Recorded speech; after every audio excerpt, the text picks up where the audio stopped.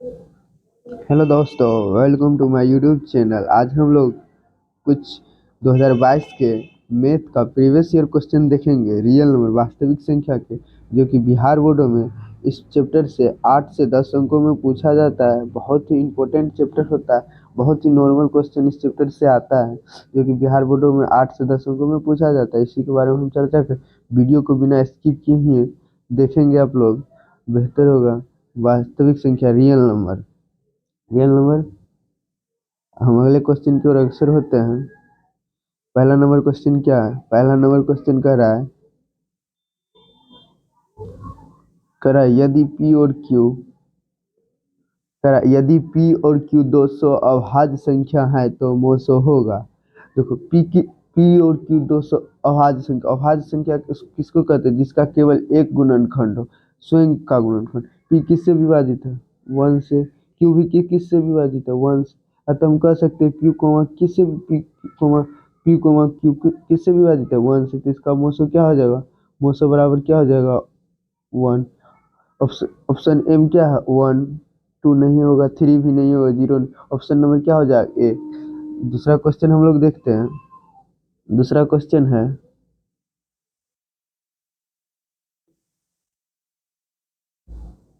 दूसरा क्वेश्चन है, निम्नलिखित में कौन सबसे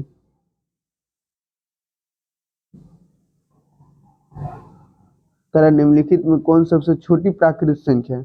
प्राकृत संख्या कहाँ से शुरू होता है? गिनती की सारी संख्या को प्राकृत संख्या कहते हैं। गिनती की सारी संख्या को हम लोग प्राकृत संख्या कहते हैं। एग्जाम्पल में गिनती कहाँ से शुरू होता है? 1 2 3 4 डॉट डॉट अनंत तक। सबसे छोटी प्राकृत संख्या 1। सबसे छोटी प्राकृत संख्या 1। हम सबसे बड़ी प्राकृत संख्या हम प्राप्त नहीं कर सकते। इसका करेक्ट आंसर क्या हो जाएगा? ऑप्शन नंबर ए। ऑप्शन नंबर ए सबसे छोटी प्राकृत संख्या। तीसरा क्वेश्चन हम लोग देखेंगे।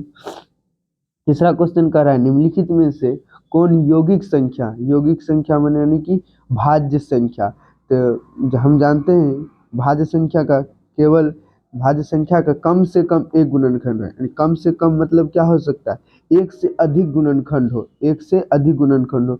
11 का वर्ग गुणनखंड करेंगे तो क्या हो जाएगा? 1 गुने 11। 21 का गुणनखंड करेंगे 3 गुने 7। 31 का गुणनखंड करेंगे 1 गुने 31। 41 का गुणनखंड करेंगे 1 गुने 41। यानी कि कम से कम, यानी क्या बोले, कम से कम मतलब एक से अधिक गुणनखंड। एक से अधिक गुणनखंड किस में है? 21 में। 3 गुने 7 कितना गुणनखंड है? 2 गुणनखंड है। इसका मतलब क्या हो जाएगा? ऑप्शन नंबर, इसका करेक्ट आंसर क्या हो जाएगा? Option number B. Option number B correct answer हो जाएगा, ऑप्शन नंबर बी। तीसरा क्वेश्चन हम लोग देखेंगे।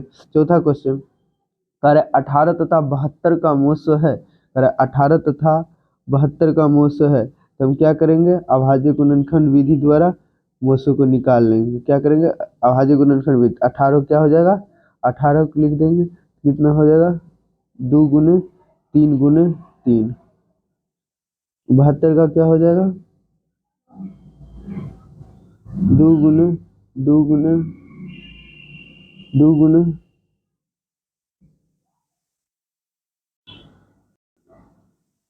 क्या हो जाएगा? 3 गुना 3। दो का दो, दो दूनी चार, दो चार दूनी आठ, आठ त्रिक 24, 24 तिया 72। इसमें कॉमन देखना है। कॉमन कितना है? कॉमन सिर्फ क्या है? 3 ही। 3 3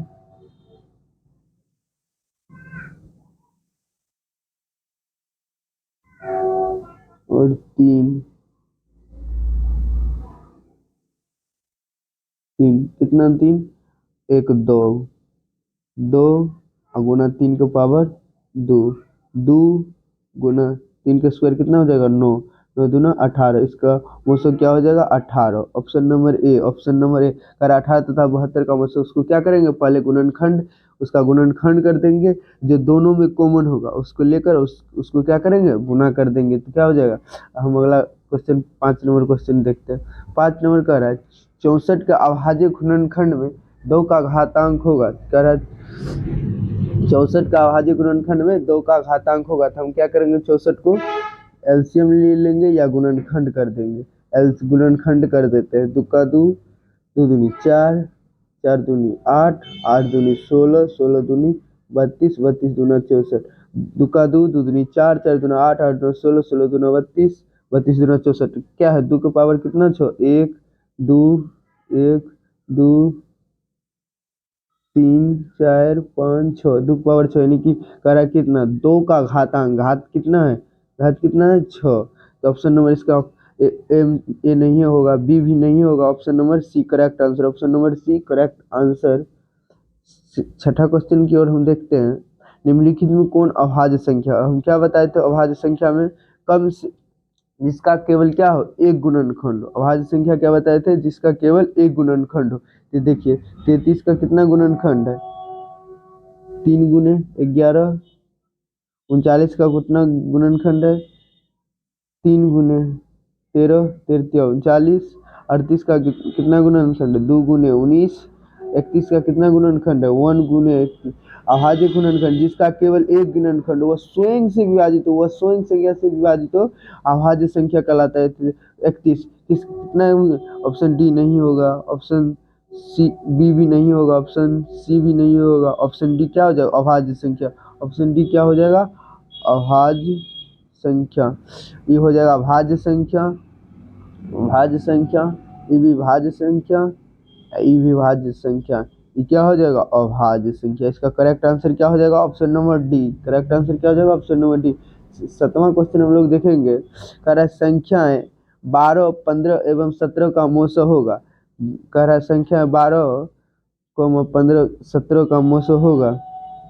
देखिए क्या करेंगे, हम क्या बताए थे गुणनखंड कर देंगे। तो 12 गुणनखंड क्या हो जाएगा, 2 का 2 2 दूनी 4 4 तिया 12। 15 क्या हो जाएगा 3 गुने 5। 21 का क्या हो जाएगा 3 गुने 7। हम क्या बताए थे जो कॉमन होता है, जो कॉमन, जो तीनों में 3 अंक है तो तीनों क्या हो मिलना चाहिए। तो अब इसमें कितना आ रहा है 3, इसका मोसो क्या हो जाएगा ऑप्शन नंबर ए में, option number A. D B नहीं होगा, सी भी नहीं होगा, डी भी नहीं, ऑप्शन नंबर इसका करेक्ट आंसर सही आंसर क्या हो जाएगा ऑप्शन नंबर ए मोसो 3। 8वां क्वेश्चन हम लोग देखेंगे, कह रहा है 156 के अभाज्य गुणनखंड में, 156 के अभाज्य गुणनखंड में 2 का घात होगा। कह रहा है 156 के अभाज्य गुणनखंड में 2 का घात होगा। तो देखिए 156 के अभाज्य गुणनखंड में 2 का घात पूछ रहा है, यानी कि 156 को क्या करेंगे एलसीएम ले लेंगे या गुणनखंड कर देंगे। तो लीजिए एलसीएम ही ले लेते हैं। कितना होगा 2 7 दूना 14, 8 दूना 16, 2 2 2 तिया 6, 9 दूना 18, 3 से लगा देंगे 13 39।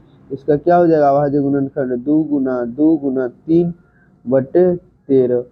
कह रहा है 2 का घात होगा। तो देखिए 2 कितना बार है 1 2, 2 कितना बार है 2 बार, यानी कि 2 156 का अभाज्य गुणनखंड के गुणनखंड में 2 का घात कितना हो जाएगा 2। 1 भी नहीं होगा, 3 भी नहीं होगा, 4 भी नहीं। ऑप्शन नंबर करेक्ट आंसर क्या हो जाएगा ऑप्शन नंबर ए, करेक्ट आंसर क्या हो जाएगा ऑप्शन नंबर ए।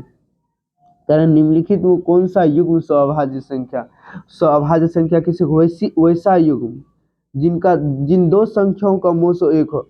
मान लीजिए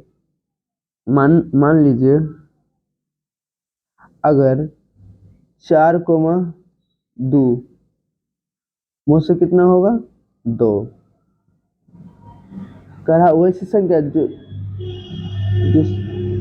3,5, 3,5 का मोसो क्या हो जाएगा वैसा युग्म होना चाहिए। कैसा होना चाहिए युग्म होना, युग्म दो संख्याओं का युग्म होना चाहिए जो स्वअभाज्य, जिनका मोसो क्या होना चाहिए एक हो। जिनका मोसो एक हो क्या होता है स्वअभाज्य संख्या। वैसे दो संख्या जिनका मोसो एक हो स्वअभाज्य संख्या कहलाता है। इसीलिए हम लोग देखेंगे अगला क्वेश्चन कर रहा है निम्नलिखित तो कौन सा युग्म स्वअभाज्य है। तो ऑप्शन चेक कर लेंगे 14 14 14 35 को एलसीएम निकाल लेंगे तो कितना हो जाएगा 14 दूनी 28, 7 14, 7 दूना 14। इसका ऑप्शन नंबर ए नहीं होगा। 18,25, 18,25 तो 18 एकम 18, 7 18, 7 दूना 14, 2 4 7 द्वितीय 6 द्वितीय 6। इसका मोसो कितना आ गया मोसो 1 आ गया। इसका मतलब क्या है वैसे जिन दो संख्याओं का युग्म, वैसे दो संख्या जिनका मोसो कितना हो 1 हो। ऑप्शन नंबर क्या हो जाएगा ऑप्शन नंबर बी। इसका करेक्ट आंसर क्या हो जाएगा? ऑप्शन नंबर बी, 901 होना चाहिए, ऑप्शन नंबर 1। हम लोग 10वां क्वेश्चन करा है √12 का परिमेयीकरण गुणांक है, परिमेयीकरण गुणांक पूछ रहा है, यानी कि परिमेय संख्या भी मान लीजिए, परिमेय संख्या √3 का गुना √12 का पूछ रहा है। तो देखिए √12 को हम किस तरह से लिख सकते हैं, परिमेयीकरण किस तरह से कर सकते हैं, √12 है, इसको हम किस तरह से लिख सकते हैं, 2 × 2 × 3। हम जानते हैं रूट के अंदर अगर 2 संख्या है तो उसको क्या करते हैं, बाहर कर लेते हैं। तो उसको संख्या के इसका ऑप्शन नंबर डी, √2/√3 कहाँ है, ऑप्शन नंबर डी। इसका करेक्ट आंसर क्या हो जाएगा? Option number D. हम लोग 11 नंबर क्वेश्चन की ओर अग्रसर होते हैं। 11 नंबर क्वेश्चन कह रहा है निम्नलिखित में कौन परमेय संख्या है, निम्नलिखित में कौन परमेय संख्या, परमेय संख्या जानते हैं p बराबर पूर्णांक होना चाहिए, p बराबर पूर्णांक होना चाहिए, q बराबर प्राकृत संख्या होना चाहिए, q बराबर क्या होना चाहिए, प्राकृत संख्या। हम लोग इस तरह से समझ सकते हैं स्ट्रिक से। तो कह रहा है तो 4 + √7 ये एक पूर्ण संख्या, 4 पूर्ण संख्या भी प्राकृत संख्या, लेकिन रूट अगर दशमलव में फिट पर नहीं हो पाएगा तो 10 + √10 का वर्गमूल क्या है, 100 का वर्गमूल क्या हो जाएगा, 10। 10 + 10 कितना हो जाएगा, 20, यानी कि 20 क्या है, नीचे में क्या है, एक प्राकृत संख्या, 20 ऊपर में पूर्णांक है, यानी कि इसका करेक्ट आंसर क्या हो जाएगा, option number B. Correct answer क्या हो जाएगा, ऑप्शन नंबर बी।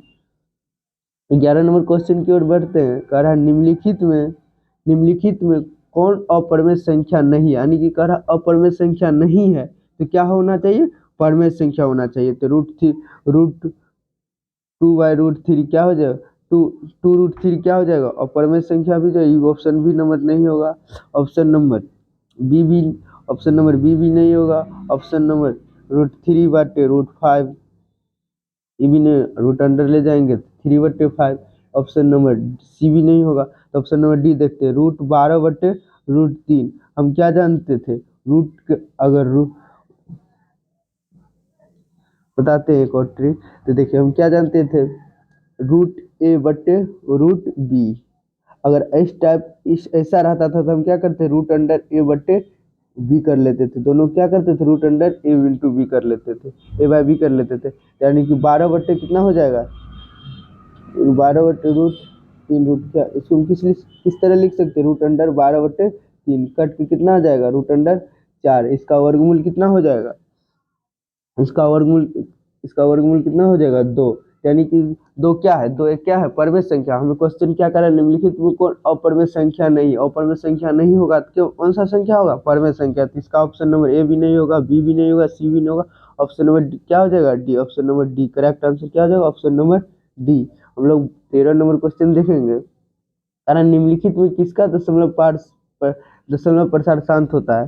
तो दशमलव प्रसार उसी का शांत हो सकता है जिसका p/2n गुने 5m का रूप का होना चाहिए, यानी कि हर हमेशा 2 और 5 अगर नीचे में रहता है तो दशमलव प्रसार शांत होगा। अगर ये दो रहता है, 2 अगर अकेले रह गया और 5 नहीं है, अगर मानिए 5 की जगह 7 आ जाएगा, क्या हो जाएगा, दशमलव प्रसार उसका और शांत हो जाएगा। इसी ट्रिक से हम लोग देखते हैं 13 नंबर क्वेश्चन को। कह रहा है 15/100 ऑप्शन से ही हमें पता लग गया, 15 2 गुना 2 2 गुना 2 2 गुना 4 4 5 20 20 5 100, यानी कि 2 पावर स्क्वायर और 5 का स्क्वायर। और इसका करेक्ट आंसर क्या हो जाएगा, ऑप्शन नंबर ए, बी क्या हो जाएगा करेक्ट आंसर। करेक्ट आंसर इसका option number A, B, C, D नहीं होगा। हम लोग 14 नंबर क्वेश्चन को देखेंगे। कह रहा है निम्नलिखित में कौन सी अपरमेय संख्या है, अपरमेय संख्या पूछ रहा है। अपरमेय संख्या क्या हो सकता है, जो p/q के रूप का हो लेकिन q बराबर प्राकृत संख्या ना।